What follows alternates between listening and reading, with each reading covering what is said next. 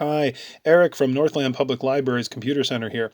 I want to talk a little bit today about using the help features in the Hoopla app on an Android device.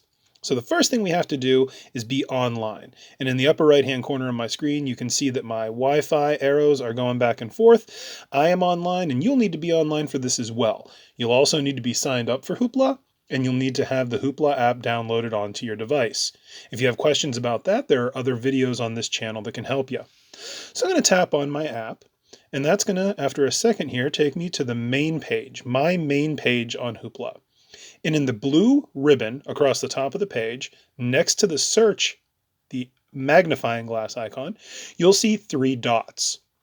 And three dots, or three lines, indicate to us that there's a menu there. So when I tap on that, I get a choice between settings and help. Well, we're interested in help today, so I'm going to tap on that. And that takes us to the general About Hoopla page.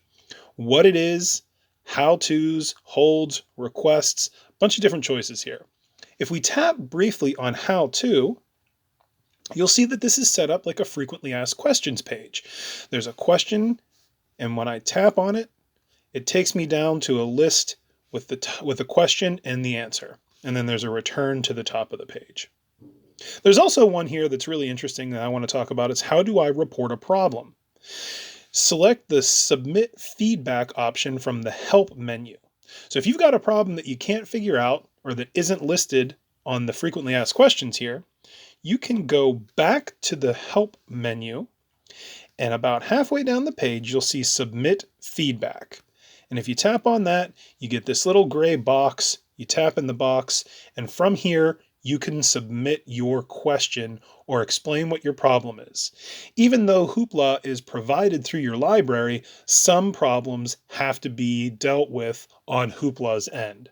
So this is a great place to get in touch with them and get those things sorted out.